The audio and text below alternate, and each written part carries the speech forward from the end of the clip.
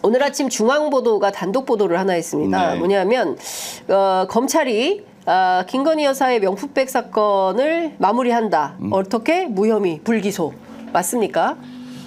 네, 맞다고는 알려줬고 이게 사실 저도 그래서 궁금해서 알아봤는데 새벽에 보고 네. 이 1차장 형사 7부면은 1차장 검사 산하에 있는 부거든요. 네.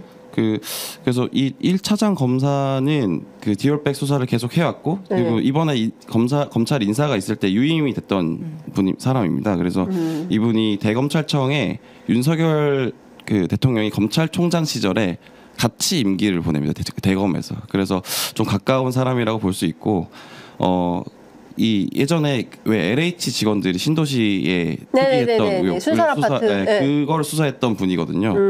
그래서 아마 이 수사 능력을 조금 인정이 되지 않았나 해서 계속 1차장 검사로 들어가 있는데 이 윤석열 아까 방금 말씀드린 것처럼 대검의 범죄 수익 환수 과장을 윤석열 대통령이랑 같이 검찰총장 시절에 같이 임기를 보냈습니다. 그래서 좀 그 인연이 작용한 거 아니냐라는 얘기가 돌고 있고, 그래서 이 부분에 대해서는 제가 조금 더 취재를 해서 다음에 올 때 얘기를 하도록 하겠습니다. 그러니까 취재 세게 해서 다음에 올 때 특종 보도해 주세요. 그러니까 마지막 쟁점은 결국은 수사심의가 열리냐라는 부분인 것 같아요. 그러니까 이원석 총장이 지금 가지고 있는 카드는 아무것도 없고 남은 건 사실 이거 하나라고 보이는데요. 본인 임기가 9월 15일까지이지 않습니까? 그 전에 이제 이 사건 어떤 식으로든 매도짓고 가야 되는 상황인데, 그러니까 지금 수사팀의 의견은 이제 무혐의로 종결하겠다라고 하는 것인데 이제 최재형 목사가 수사심의를 신청할 수 있는 자격이 있지 않습니까? 그래서 23일에 이제 이것을 신청한다라고 해서 받아들여질 경우에 뭐 물론 수사심의도 무혐의다라고 판단할 수 있겠지만 단 하나의 추가적인 단계가 더 들어갈 것이냐라고 하는 것이 이제 마지막 이원석 총장한테 있는 카드가 아닐까라는 생각이 들고요. 그걸 다 떠나서 이 사건을 이런 식으로밖에 마무리하지 못하는 것에 대해서는 좀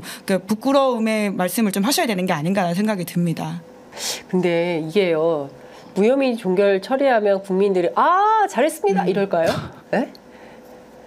저 사실 권익위원회에서 이 사건 종결 처리했을 때도 후폭풍이 어마어마했습니다. 결국 끝내 권익위의 부패 방지 업무를 총괄했던 실무국장 대리가 스스로 목숨을 끊는 그런 사건이 발생했습니다.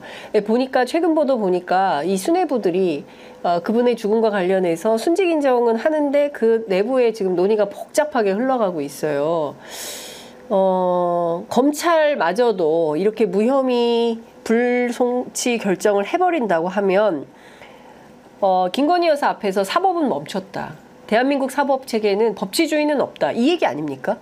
그러면 내일부터 모든 공직자의 부인들은 300만 원짜리 명품백 정도는 하나씩 다 받아도 되는 것으로 그러면 대한민국은 그냥 부패 천국이 되는 거거든요. 돌려주라고 하는 말을 깜빡했다라고 이야기하면 그러니까요. 되는 겁니다. 지금 사실 그 방법론까지 아주 정확하게 알려주고 있는 것이거든요. 회피하고 도망가는 방법이요. 부끄러운 줄 아셔야 되는 상황인 것이죠. 아니 근데 어떻게 이런 일이 있을 수 있겠습니까? 기자들은 그냥 이거를 스트레이트 보도만 쓰고 말면 될까요? 저는 최근에 기자들이 조금 더 언론도 제4부의 건부라고 하지 않습니까? 그러면 자기 판단을 해야 되거든요. 그래서 이게 옳은 일인지 잘못된 일인지 이거를 어떻게 봐야 되는지 그 논점을 국민들에게 알려드리는 일을 우리가 하는 거거든요. 근데 검찰에서 이렇게 처리한대요, 여러분. 알고 계세요? 이걸로 끝낼 일은 아니지 않습니까? 박형원 기자님 어떻게 생각하세요? 기사 어떻게 쓸 거예요? 맞습니다. 이게 지금 언론 기자들이 사실 타성에 젖은 면이 없지 않아 있습니다.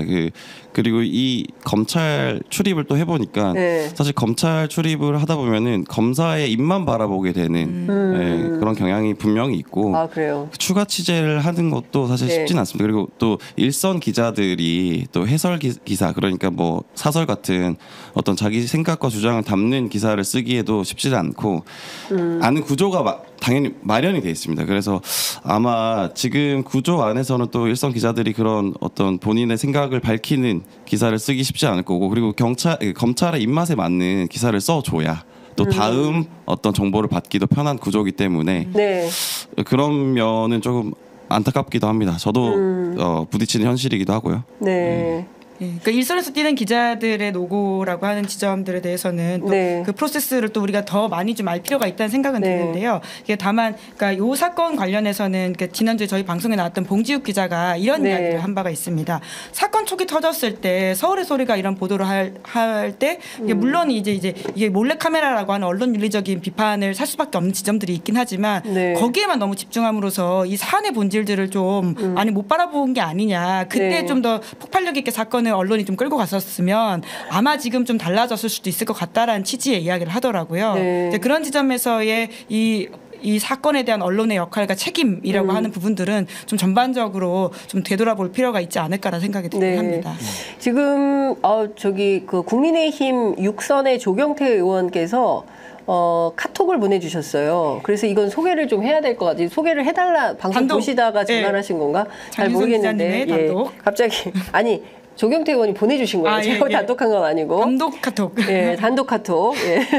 공직자들 한일 관계 신중하게 얘기해야 한다. 이게 김태호 차장이 중요한 건 일본의 마음 발언했는데 관련해서 조경태 의원이 일본은 가해자인데 국민 분노를 잘 봐야 된다. 그리고 건국절 논란에는 민족 정신을 계승해야 된다라는 내용의 인터뷰를 하셨나 봐요.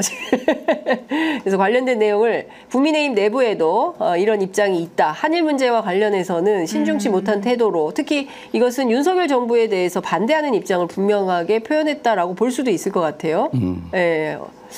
뭐 한 말씀씩 듣겠습니다. 어떻게 생각하십니까?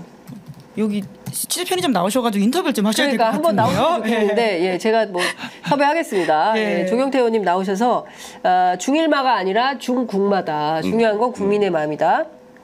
이런 말씀. 너무 당연한 이야기를 이렇게 해야 되는 상황이라고 하는 게 진짜 입이 좀 아파요, 입이 아파요. 답답하다는 생각이 들고요. 어떻게 하다 이런 퇴행을 겪게 되는지. 그리고 참. 이제 김태호 이제 네. 차장의 조선일보 인터뷰라고 하는 게 아마 월요일에 나왔던 그걸 이야기하시는 것 같은데 네. 제가 좀 인상 깊게 봤던 부분은 뭐냐면 이제 기자가 이걸 물어보거든요. 안보실장 3번 바뀌었는데 김태호 차장은 그대로다. 실세냐? 네. 그러니까 아주 그 세간의 소문들을 직접적 물어봤는데요. 네. 본인이 뭐라고 말을 했냐면 그냥 일을 열심히 하는 사람이고 입김을 발휘해서 권력을 행사하거나 인사권을 좌지우지하거나 이러기엔 내가 할 일이 너무 많고 늘 바쁘다라고 네. 이야기를 하셨습니다. 저는 이 기록이 되게 중요하다고 생각하거든요. 그러네요. 예. 예, 이 레코드를 통해 가지고는 앞으로 더 따져 물어야 된다. 그러니까요. 예. 네.